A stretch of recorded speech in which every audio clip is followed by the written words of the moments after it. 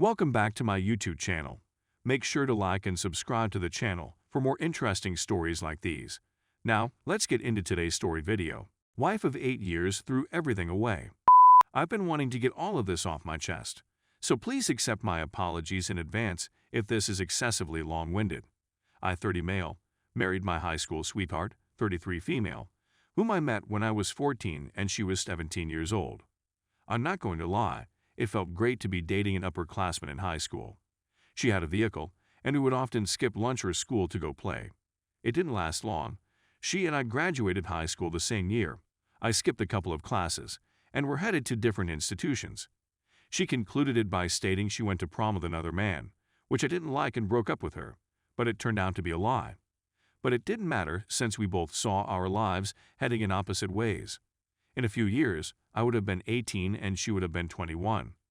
We ran into one other at a concert, and I instantly ended my relationship with Miso that night in order to get back together with her. She claimed to have done the same, which isn't entirely accurate. She did, however, break up with him a few weeks after we resumed having. A year later, we had our first kid together. We were both suffering financially, but generally, we were extremely pleased. Our second kid was born 5 years later, and we had some troubles, but were very much in love throughout that time. I am certain that the children are mine. We had spent the whole day traveling around visiting her parents, divorced, residences, and as the night was winding down, my father phoned and invited me to come over and speak/drink with them and my grandparents. That sounded fantastic to me, so I told him I'd drop the kids and my wife off at home and stop over in an Uber. My wife was furious and accused me of leaving her, but I couldn't listen. I told her I was going and that it was only fair that I get to visit my family on Thanksgiving as well. She decided to leave as soon as I did. She left the children asleep in their beds and went to a neighboring pub. She met someone, they hit it off, swapped numbers, and she was observed leaving the pub with him and getting on his motorbike by my pals. There was no helmet, and the kids were alone at home, unknown to me. I didn't find out about him until a few days before Christmas. When the 1-year-old woke up early and received a text message from Jay, I went back to sleep after deleting the message. When I awoke, I decided to keep a watch on her and began monitoring her Facebook and text communications. They were flirtatious, and every day, she would delete everything an hour or two before I got home from work. They kept their Facebook interactions contained inside a chess game. We had just gotten into a fight the night before in mid-January because, frankly, I was behaving up. I was furious that she would leave the children out of malice. She had no clue I was hearing from friends and relatives that she was doing dodgy things and having the kids watched on days she wasn't going to school or needed assistance with them. I informed her I wanted a divorce when I woke up one morning. This was reckless, and in hindsight, I should have handled it better. She was caught off guard. I informed her that I was aware of Jay, and that if she wanted to leave, she could. I asked her to explain what had occurred. She told a falsehood. I called her out on her deception and urged her to try again. She lied in a different way, but she lied nevertheless. I told her I couldn't trust her, and that she needed to stop what she was doing if we were going to have a shot. For 3 days, I listened in on her discussions. They didn't give up. On the 3rd day, I snapped. I told her she had to leave my home because I couldn't stand it any longer.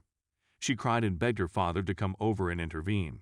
He didn't side with either of us, but he did tell me that he had a similar issue with one of his ex-girlfriends and hoped we would find a way out, even if they hadn't. We seldom communicated after that, co-parenting but nothing more. She sat me down and asked whether I saw us as more than friends/co-parents in the future, and I looked her in the eyes and replied, no. She relocated. I proposed that we avoid any physical closeness as soon as she went out. I didn't trust her while she lived with me, so how could I trust her now that she's on her own? She wasn't having it. She wanted to mend our relationship, and she wanted to start going to therapy to attempt to work things out, and it looked to be doing a lot of good. Until one day after our 4th therapy session, she requested me to treat her the way one of our common friends would treat her, as if she were a friend who would never attempt anything with her. I told her it sounded like she had a new boyfriend, and that if that was the case, we were wasting our time/money trying to repair us. She accused me of spying on her, which I had not been doing, and demanded that I get my own Amazon account. All right. So, screw it. I logged into the account and listened to the recorded voice commands to our Amazon devices. The night before therapy, she had been in her bedroom with another guy, requesting Alexa to play music. My stomach clenched. I went back in time. This man had been coming around on a regular basis. Great. Naturally, as she moved out, she quickly began seeing this other man, exposing herself and me to herpes. She says she slept with this guy the day they met, that he informed her about catching it himself during a experimenting period, and that she told him she didn't like condoms, so they were out of the question. I'd had my evidence for weeks and weeks. I approached her, but without presenting any of the evidence I had uncovered. She acknowledged to the affair and lied about every detail, and I was well aware of it. She then informed me of the herpes, and I was tested for STD. Fortunately, I escaped with my life. She began criticizing his character, claiming that he was anti-BLM, didn't believe in dinosaurs, misled her, and so on.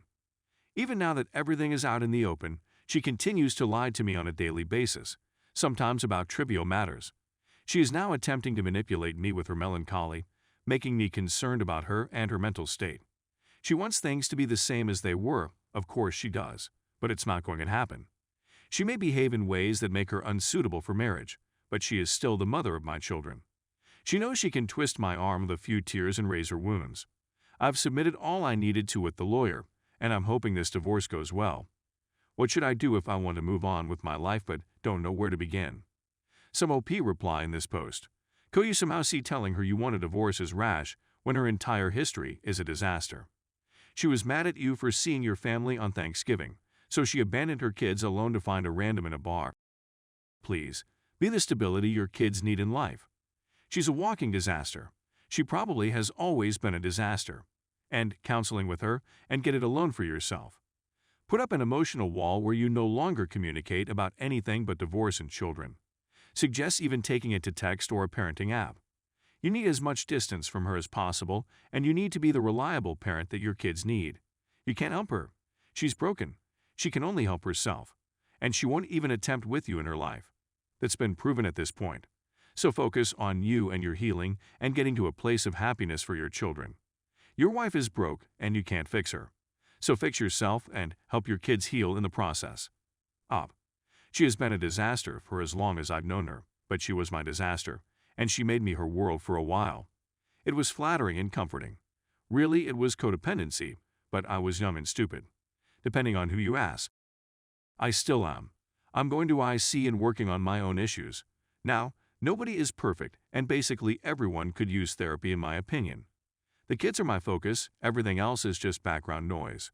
Next co-man, so sad. Some people live in an alternate universe. Your ex is one of those people. Op, this is accurate. She has since told me she expected to move out for 6 months, then move back in. Wow, I'm a mom's boy. My mother is an awesome person, and I love my relationship with her. I don't want to take that opportunity from my boys with their mom, but as this has gone on, I'm more and more reluctant to have them spend time with her. I do not vilify her to them, but I don't lie and make her out to seem like she's great and awesome. My oldest knows there are problems, he's no fool.